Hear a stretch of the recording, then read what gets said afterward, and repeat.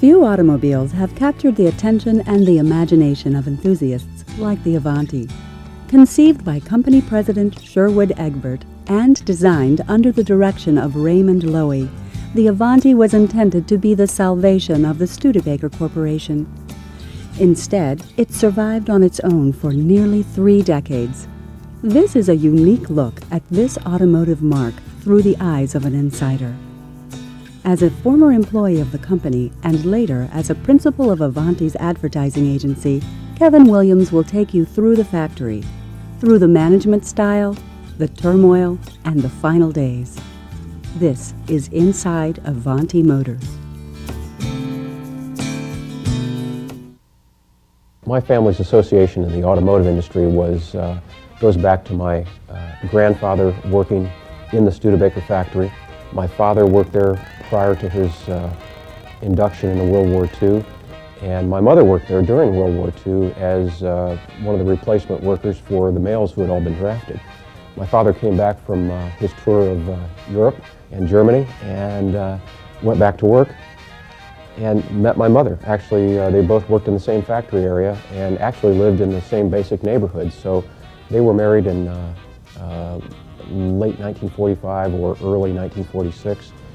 And my father continued his career there, where eventually he got the opportunity to get into model making. And his career then took off through some very close friends of ours who were in that industry.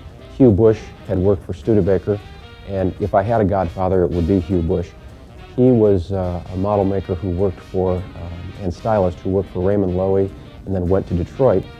And basically my father kind of followed him to Detroit and had gone to Ford Trade School to learn clay modeling and model making, and eventually worked for Ford and Lincoln. And one of the biggest projects he was on was the Lincoln Continental Mark II, which was produced, I believe, from 1955 to 1957. So he was involved in the process of developing that car. Came back to South Bend, went back to work for Studebakers and designed with a team and made the models for a number of really interesting projects that included some type of futuristic car. I'm not sure what it was called. It's actually in the Studebaker National Museum now. It was either going to travel on a beam of light or a slot in the highway, like a slot car. But it was a design exercise that they produced and used in a lot of automotive shows. You know, you go to the car show and you see all these wild designs for the future, and he was involved in that. His last assignment in the industry was with Curtiss Wright, which was actually managing the Studebaker Corporation at that time, for the Air Car. The Air Car was a hovercraft that was designed at the old Studebaker Plant 8 on Chippewa Avenue in South Bend. And it was a hovercraft that had 2 transverse-mounted aircraft engines that pushed a cushion of air down, and was going to be, in their estimation, the future of transportation, because it could go across solid land, it could go across water, and they made 3 or 4 prototypes, one of which I remember sank in a man-made lake in Rum Village near the testing track. And I can recall when I was in kindergarten standing on the curb of downtown South Bend's Michigan Street waiting for Santa Claus to come to town in the Air Car. And I remember standing there in my leggings and my winter coat. When Santa Claus approached, it was like a sandstorm. That thing blew every speck of dirt, sand, and crud into the faces of the crowd standing there, especially me being 6 years old. You know, I was pretty low to the ground at that time. So that's a vivid memory of that particular event, and at least in my dad's career. But he was always involved in some type of production of really interesting automobile prototypes and clay models and that type of thing. You got to go back to 1962. John Kennedy was president. Marilyn Monroe was the hottest thing in movies, and Mr. Ed was sponsored by the Studebaker Corporation. So, you know, here I was, a kid in grade school, 2nd or 3rd grade, and you know, the focus of the world was on my little town of South Bend, and this new car that had come out that was so different than anything else, really people were talking about it. If you look back at the history of Avanti, Sherwood Egbert, who was brought in as the president of Studebaker Corporation, really had a public relations challenge in front of him to revive the company. Studebakers were known for economy, they were known for stodginess, and they were also known for rusting. And that was a major public relations problem in the rest of the world outside of South Bend, Indiana. What he did was he brought in the Granatellis, he brought in Paxton superchargers, he hired Raymond Loewy to revive the styling reputation of Studebaker Corporation, and he built a car out of fiberglass, which was the Avanti. It was different.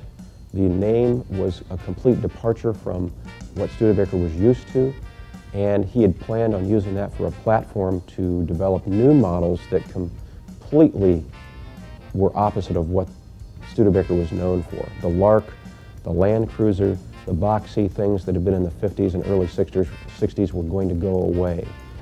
When Granatelli took over, they developed a racing program with Bobby Unser driving a Novi Studebaker-sponsored car in the Indy 500. They went to Bonneville with Avanti and some other things they called Super Larks and Super Hawks, and set land speed records that some still stand today. Well, all of that, as we know, kind of went to the wayside. Marilyn Monroe died, John F. Kennedy was shot, and I'm having lunch at home one December afternoon on a break from third grade, and across the radio comes the fact that Studebaker Corporation shutting down its North American manufacturing operation, which was basically South Bend. And so that was the end. When Newman Altman bought the rights to the Avanti and started producing them, a friend of my father's brought one over, and I was in love with the car from that point forward. It was a copper, kind of a tan copper metallic with a tweed interior, just a fantastic look and feel for the car, and I've been a fan of it ever since. When I was going to school, I worked summers in the Newman Altman facility, which is also known as Standard Surplus, which they, of course, had several divisions. One was the Avanti Motor Corporation. Another division was the Studebaker Parts Inventory, which they purchased in late 1963, early 1964, when Studebaker went out of business. So I became intimate with the parts department of both companies, in that I was fulfilling orders for replacement parts and working within the inner structure of the two companies. Well, Newman Altman was like working in a family business, because obviously Leo Newman and Jeff Newman ran the parts end of things on the Studebaker side, and Nate and Ari Altman ran the Avanti side of things in the production and parts of that particular business. So being that it was a small company, I think we had 100 or less employees at the time. It was a very much like a family atmosphere. There was always a big holiday party. You knew everybody by their first name, and it was very much like a cottage industry. It was like one family's business that extended into the employees. So it was a nice place to work, and there were a lot of career people there who had either worked at Studebaker Corporation and continued on through the Avanti Corporation, or had gone to work there. And in the tradition of Studebaker, there were a lot of father and son, mother and daughter teams working on the line, and a lot of the folks who were key in building the car back during the Studebaker years were still there. I think when Newman and Altman took over the production of Avanti from Studebaker Corporation, their intention was to do exactly what they did, build a limited edition, hand-built luxury car. And they were aimed a little more at the luxury market than what Steve Blake intended. I think when he took over, he was more interested in performance. He wanted to compete with Lamborghini and Ferrari and people of that nature, where I think the Altmans especially wanted to be more in the Rolls-Royce, Lincoln, Cadillac version of things. And that was really the difference between the two companies. They were very satisfied to produce a limited number of cars and take their time in doing it. And the customers appreciated that, and no one cared because they obviously were doing a good job for their customers in building the car, where Steve was more go-go. He wanted to produce a lot of cars, up the production, and he wanted to be up there with you know, the John DeLoreans of the time. What was interesting about Blake coming in and buying the company was it had been a sleepy, kind of relatively unknown automobile and manufacturing business that was done on a custom basis. I mean, you could call and basically order your car over the phone from Ari Altman or Nate Altman, and you could pick out any interior, any color, and the car was a conglomeration of original Studebaker parts and things that they had adapted from other manufacturers like American Motors and Chrysler, Ford. I mean, there were just a mixed bag of parts on the car. What Steve Blake did was come in and analyze how the car was made. He wanted to up production, so he tried to streamline the manufacturing process. He improved the braking system on the car. He added things that maybe were not available, such as a standard line of interiors. He put a better line of Recaro seats in it. He hired a design director to come in and upgrade the look of the car with new bumpers, new wheels, improved braking, a wide variety of things. So really change was good for the car. It needed to be brought into the competitive world of automotive manufacturing, because really when they're selling 100 or 2 cars per year, it's a very narrow market. But when you try to cross the line into 250, 300, 400, 500 cars, it becomes a different ballgame. So in order to compete with more high-end European luxury cars or sport performance cars, the Avanti needed to be changed and needed to be brought into the 20th century, so to speak. My career started on the advertising agency side of things. Worked for a fairly well-known industrial retail ad agency, and then after a few years, myself and 2 other individuals formed an ad agency in South Bend, and we did a lot of what I would say retail advertising. We had a large soft drink account for several markets. We had a lot of recreational vehicle work, which was very prevalent in northern Indiana, especially the Elkhart area. And it was a lot of fun. We were a young upstart agency, and we grabbed a lot of creative awards, won a lot of Addy awards, and we were really well known for our media savvy and our creative slant on things. So we were enjoying a lot of success. I actually met Steve Blake after he bought the company at a charity fundraiser. I was doing the public relations for the event, and he had donated an Avanti to the event to be auctioned off to raise funds. And I honestly can't remember what the event was. It might have been public television or something of that nature. But before the live television broadcast that I'd arranged, we got to know each other, and Steve was an incessant cigarette smoker, so he was constantly smoking, and as you know, smokers go, it's a lot of chatting and BSing time, and that was kind of how I got to know him. And we started talking about what I was doing and what he was doing, and I was very interested because of the family connection to Studebaker Corporation. I'd always been a big Avanti fan. So we got to know each other, and he then asked me to help him with a project. Well, the project started out to be something that he needed for a speech to the World Automotive Congress in Detroit. He was invited to be a speaker at this event, and this brought in all the, what you would call the bigwigs in the automotive industry, and Steve was going to give a speech about his taking over this, as I said, cottage industry and trying to breathe new life into it. So what he wanted was an explanation video, kind of a snapshot of, or slice of life of what Avanti Motor Corporation was all about.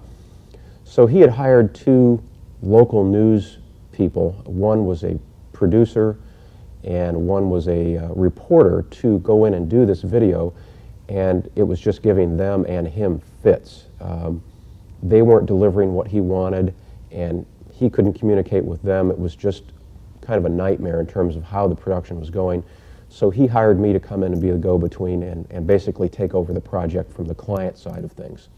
So I looked at what had been shot. There was a lot of footage shot in the factory and a lot of things written, but it just wasn't selling as he wanted it to be. So I rewrote the entire project, supervised more shooting, and actually helped edit the entire product out of all of the footage that they had put together before.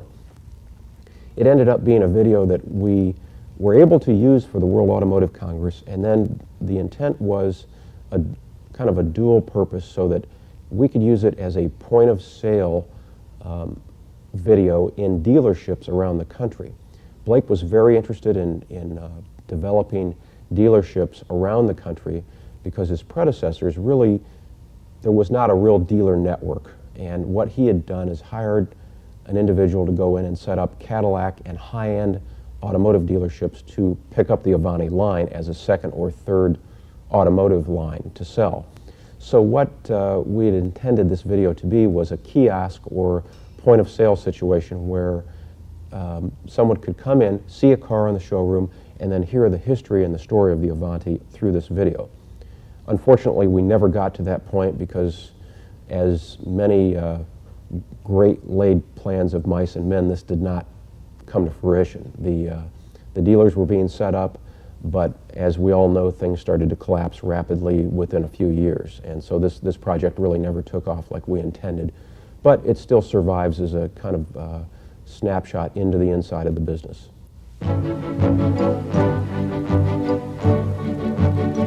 Forward. That's what Avanti means. And forward is the direction the Avanti Corporation has taken almost since its inception.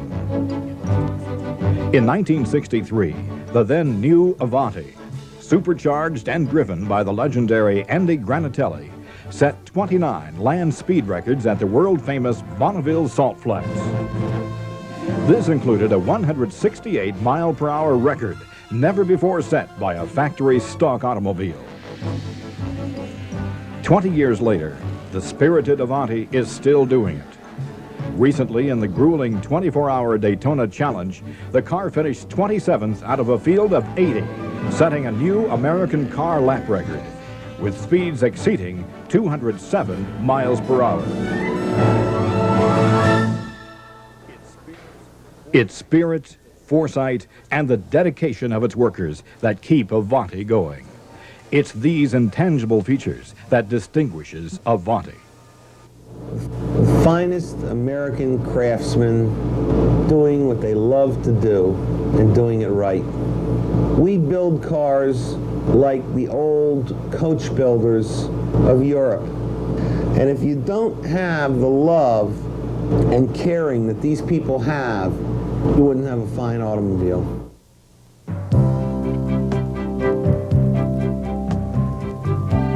For the last 18 years, Avanti has been a hand-built car, following the tradition of fine coach building that the Studebaker family brought to America from Europe.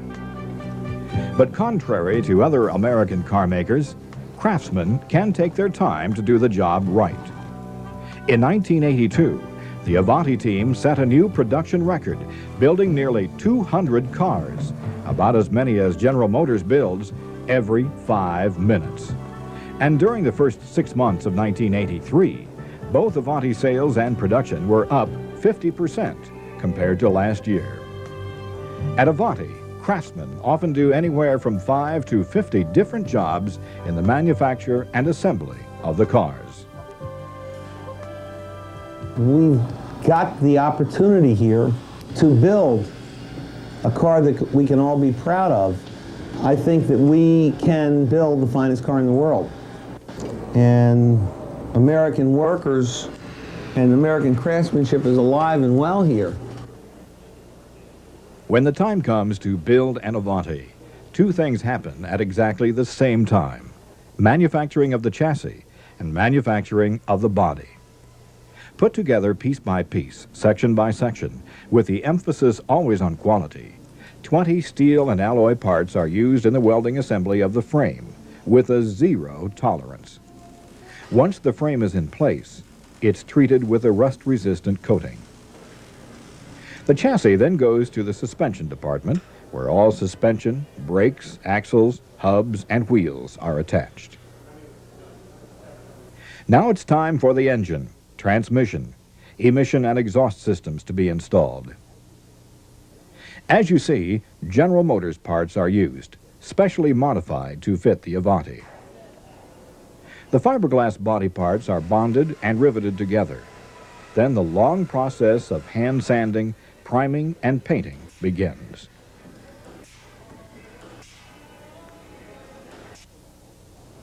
All in all, approximately 16 coats of primer, paint, and sealer are applied to each car.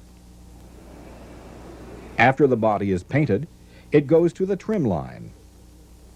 There, the tedious job of framing for the windows and sunroof is done, as well as interior components, dashboard, and all the interior leather trim put into place.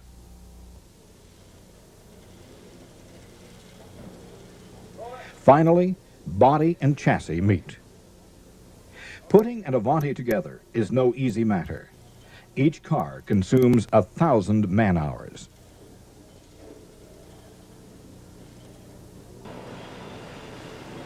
And it's only when craftsmen are satisfied with their work that the car moves from station to station, not on a mechanized assembly line, but on wooden trolleys.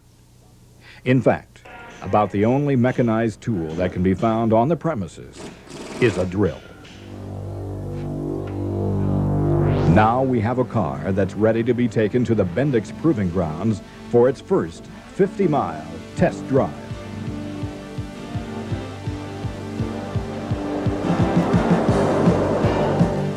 There's a running joke inside the plant that by the time the car is ready for the road, the 12,000-mile warranty has already been exceeded.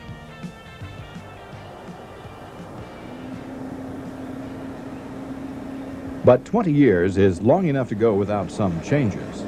And changes are in Avanti's future. Enter Stephen Blake, who liked the car so much that he bought the company. The 20th anniversary cars that we have just built have improved suspension, braking, steering, wheels, and tires. I expect to see all of those changes on our cars in the future, all of them. We hope to bring out a convertible next year, and while I can't promise it, I can't guarantee it, we're rapidly working on it. Among other changes will be the number of Avantis produced in the future. Blake hopes that by streamlining assembly of the car, installing a full-time engineering department, and creating a quality control department, that he can double production in the future. And plans also include to make Avanti, which is one of the American automobile industry's best-kept secrets, a household word. But rest assured, there is one thing that won't change: the body's basic design. Conceived by Studebaker President Sherwood Egbert in 1962, and styled under the supervision of world-famous industrial designer Raymond Loewy, the Avanti has always been ahead of its time. With the continual upgrading by Avanti's talented team of engineers, there's a constant search to maintain its excellence. And with the increased demand for such a unique car, the Avanti team is looking to new products for the future. So imagine an American, hand-built, 4-passenger luxury grand touring car with a rust-proof fiberglass body, an integral steel roll bar for safety, state-of-the-art electronics, and an interior heavy on all of the creature comforts, at 1/3 the price of European luxury hand-built cars. Avanti is the type of car that emulates timeless beauty and style. Once you own one, you will understand why Avanti enjoys the largest percentage of repeat buyers in the industry. 20 years ago, when the car was introduced, it turned heads. The automotive press at the time hailed it as the best-looking thing on wheels. And today, is it still turning heads? Well, you decide.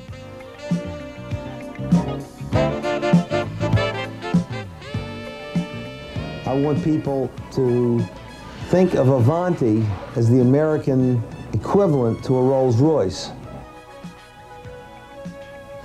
I would like people to think of Avanti and say, oh, God, I wish I had one. That's really a fine car.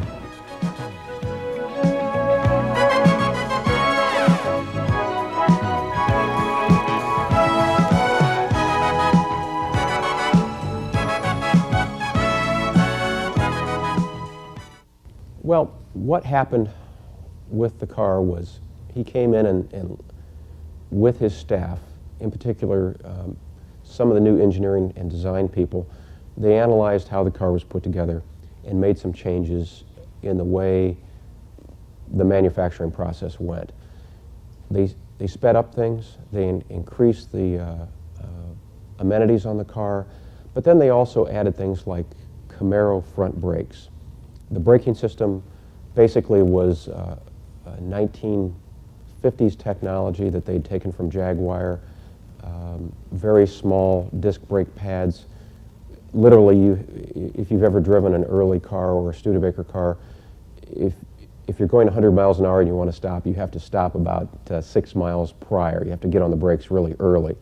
By adding late model Camaro brakes and discs, it really improved the stopping ability of the car, which was, of course, a safety factor also. They started using the Chevrolet HO engines in some of the performance models. They developed a line of touring coupes which had blacked out trim and Western wheels which were blacked out also. But the biggest change really was the 20-year anniversary cars. There were 25 cars built in 1983 to commemorate the 20th anniversary of Avanti. And really it was such a departure, it made everybody sit up and take notice. The cars had an air dam style front bumper, which replaced the original chrome bumpers, and a similar molded Kevlar rear bumper that really gave the car, at that time, a 1980s performance look to it. No chrome on the car, completely blacked out with black paint, and had a black, gray, and silver leather interior. It was quite a striking car, and they all sold within days of being announced. And you know, if you're one of the lucky owners to have one of those cars, I think it's one of the most collectible Avanti, besides the 1963 round headlight, that you can ever purchase or ever have in your collection. It really was something that I noticed at first in a parade in downtown South Bend. There was an annual parade that here comes this black on black Avanti that just said, hey, we've changed the image of this automobile, and it really made a striking impression on everyone there who was a witness to it. And it really also made the press stand up and take notice. What Blake did was he made major changes in the look of the car, and this was the first statement. The other new aspect that Blake brought to the production of Avanti is he wanted to develop a convertible.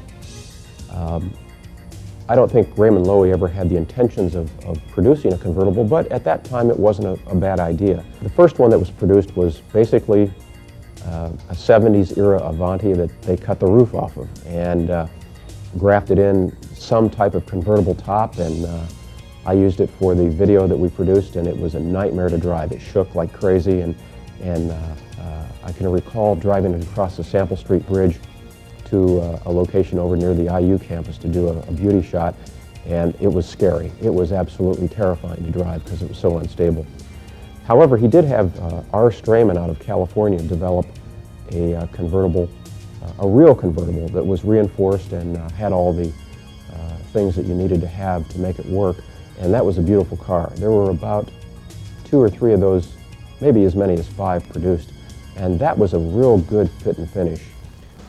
When Blake took over the company, one of the things he first did was revive the racing program and racing image of the car. He went to North Liberty, Indiana, and purchased a stock car chassis from Dillon Enterprises and made it an Avanti body to it and went racing. Went to Daytona and did the 24-hour enduro and actually finished quite decent. I think they finished 12th or 14th out of the entire field.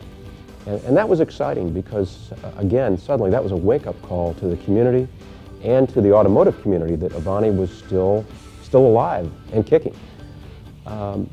Later on down the road, he developed the Wishbone chassis car, which was raced at Mid-Ohio, and that was developed with Herb Adams, and it was really quite a departure from the standard Avanti chassis, in that if you think about the construction of the original car, it's an early 50s design chassis that was used basically on all of the Studebaker line, that had an X member in it, which was also used on the convertibles, that this fiberglass Raymond Loewy body was mated to. So you're talking, decades old technology on a modern looking car.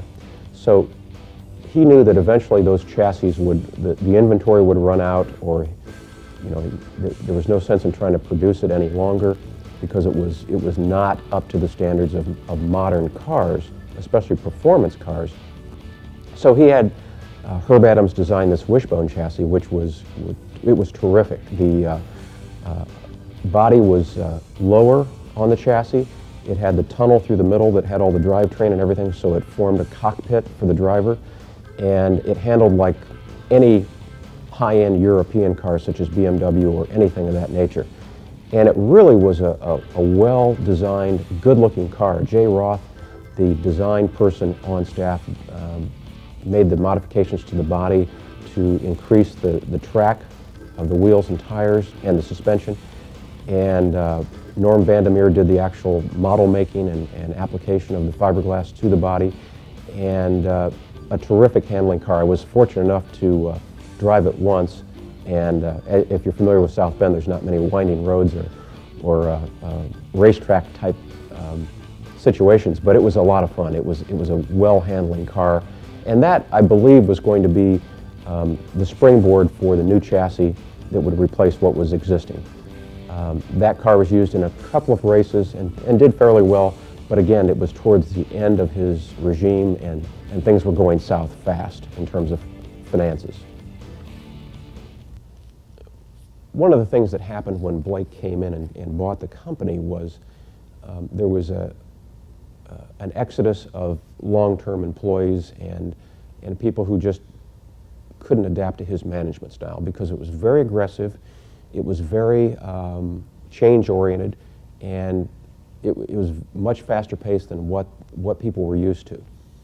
And if Steve didn't like you, you were out the door. It was plain and simple. Steve brought in a lot of people from his real estate days on the East Coast. Steve was a very successful real estate developer. I think he made most of his money in the condo craze that took over the Washington, D.C. area, where apartments were being converted to condominiums and new condominiums were being built. So he was a go-go type of guy. He was used to getting things done and getting things going quickly and turning things around fast. He brought in a staff of people that included his own personal attorney, some people who had been in the construction industry with him, and then he actually recruited people from the automotive industry that were what I would consider young upcoming talent, and people who had been in the manufacturing process either in a custom standpoint, in terms of custom automobiles, or had done things in the manufacturing end of things that would help him streamline the process. He had very aggressive and lofty goals for Avanti, in that he wanted to really up the production to about 500 cars per year and make it a household word. He knew that it was the best kept secret in the automotive industry, and that's one of the things that we promoted. He was one of these types of people that didn't know what he wanted, but he knew what he liked. So he was, in one sense, very exciting to work for, and in another sense, very difficult to work for, in that there was never a firm decision on certain things. We would produce copy, we would produce ad layouts, we would produce wonderful, creative, cutting-edge campaigns, and he would approve it, and the next day or the next week it would be all changed around. And he was very much influenced sometimes by whim, and sometimes that's the way the advertising was driven. We also did a series of dealer ad slicks that utilized quotations from a lot of the publicity we had gotten through national magazines on the car. 12 reasons why you should be an Avanti owner. And if they were ever used by the dealers or not, I don't know, but we produced them in mass quantity, and they were supposed to go out with the dealer marketing kits. One of the other interesting projects we did was the owner's manual. We worked with a couple of people in the production side of things to create an owner's manual that would be encased in a leather pouch. And that leather pouch was made of the interior leather, so it matched the interior of your car and was embossed with the Avanti logo. And we designed a really slick, black covered, silver hot stamped cover for the owner's manual. And unfortunately, Steve didn't want to spend the money on the interior of the owner's manual, so it was just basic black and white copy. But it really turned out to be a nice presentation, especially when you're paying $20,000, $30,000 for a car at that time. You want something that speaks to your spending that kind of money, and the owner's manual certainly did. We did the letterhead, envelope, business card, corporate identity for the company. We even did the little stickers that said unleaded fuel only. They realized at one point in production that they weren't putting that on and the EPA was going to come down on them. So we did a rush job to get those stickers done. It was kind of funny. But every Avanti that came out had our sticker on it, which is no real claim to fame, but it was another little humorous project. If you're familiar with the literature, we did a series of ads in national magazines for the car that included a red touring coupe that was shot outside.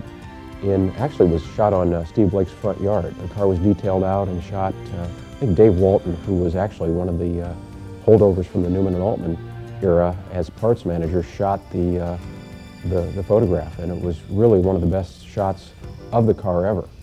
And we did a series of postcards for them. We did a national advertisement with that. And then we got into the black series of advertisements. That was both a national ad and the 4-page brochure, which is really the main piece of literature during the Blake era. We had designed an outstanding campaign that we were going to roll out nationally for Avanti that used some absolutely fabulous beauty shots of the car in a dark and mysterious type setting that only had one headline, and it was an extension of your personality. And that really said everything about the Avanti, because most people who bought the car were entrepreneurs, self-made millionaires, people who really felt that the car spoke volumes about them as individuals.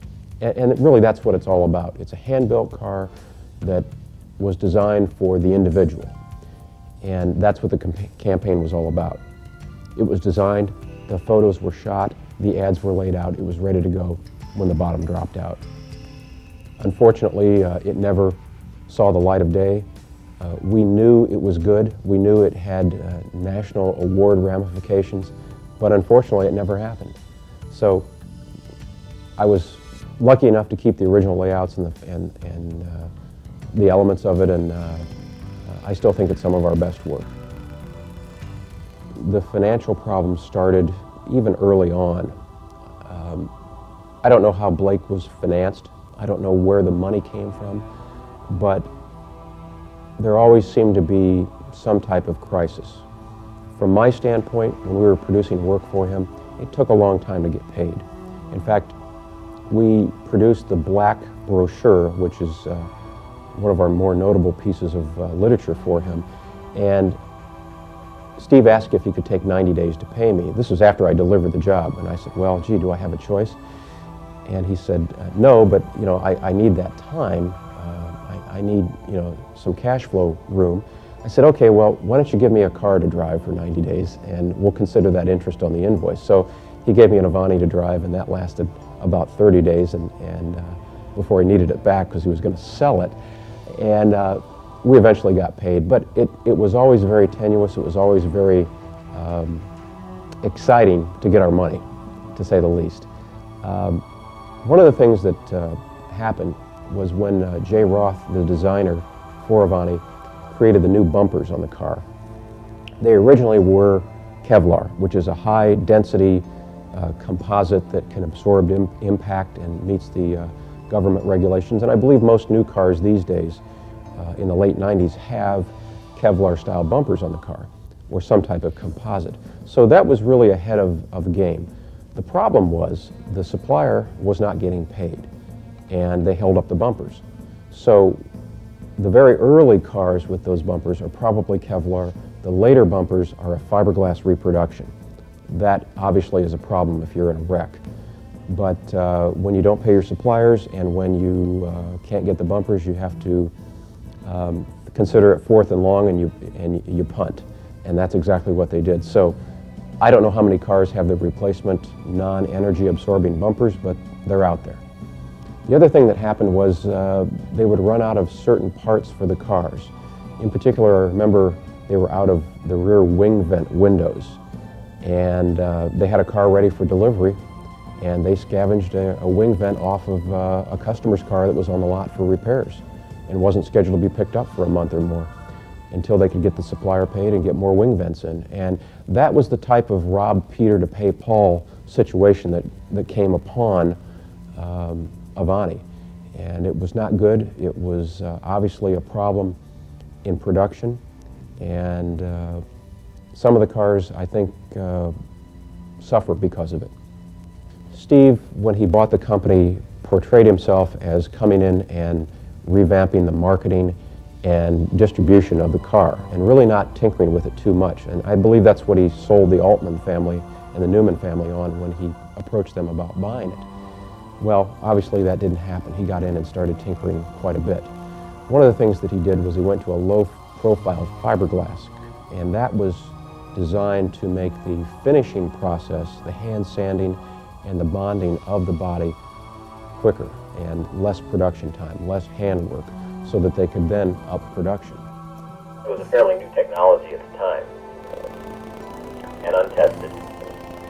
And Blake, again, in not knowing much about what he was doing when it came to that, was sold on the idea and basically made a wholesale change to low-profile material before we even had a chance to test it on a single car.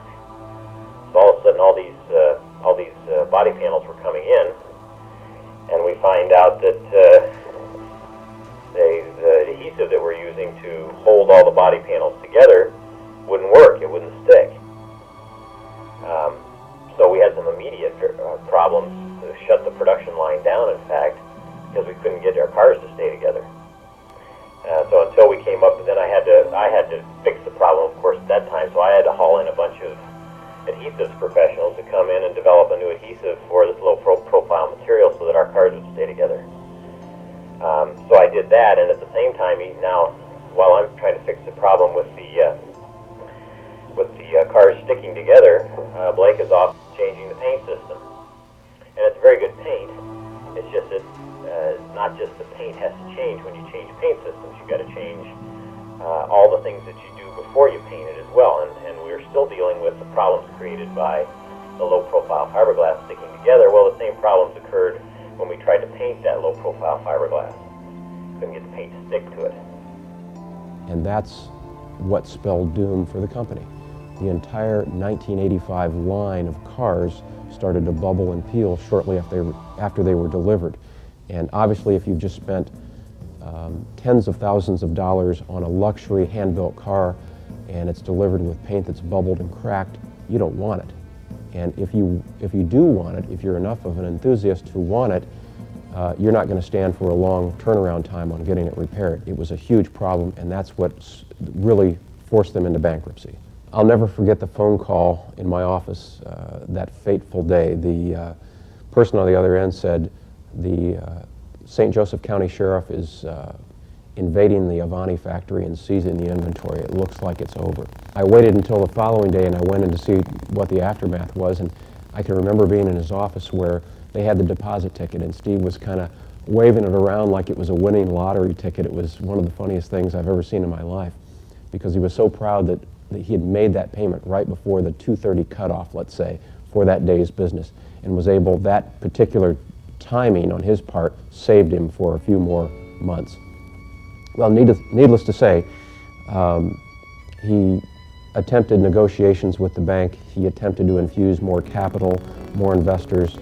He tried to make a deal with the city of Detroit to move the factory up there, and nothing worked. It was a house of cards that unfortunately caved in. The company filed Chapter 11. Some other people tried to soldier on and get more financing, and it didn't work. And eventually the bank ended up with the assets of the company, which they in turn sold at auction. Once the bank seized the assets, obviously they wanted to unload it, and they sold it off to Mike Kelly, who took over the factory and really did a good job of trying to revive the mark. However, because of the safety standards, and again, I'll harken back to the chassis situation, an ancient chassis, he chose to use Chevrolet Monte Carlos as the basis of the car. So, in my opinion, it looks like an Avanti, it's dressed like an Avanti, but it's really a Chevrolet chassis with an Avanti body on it. The successor to Mike was the Cafaro family, J.J. Cafaro, who moved it to Youngstown, Ohio, and continued to use Chevrolet chassis until his end, until he shut down production. I think Avanti at this point is a memory that should be left as it is. I think that you know, there are some versions of the car out there right now that are conversions, much like a van conversion. They have a body put on another car to make it look like an Avanti, and that's fine for some people, but it's for the purist and for the devotee of the mark, it's really not the same. It's really never going to be the same. It's a car that had its day, had its moments of fame and infamy, and it's probably best left alone at this point, best remembered for what it was.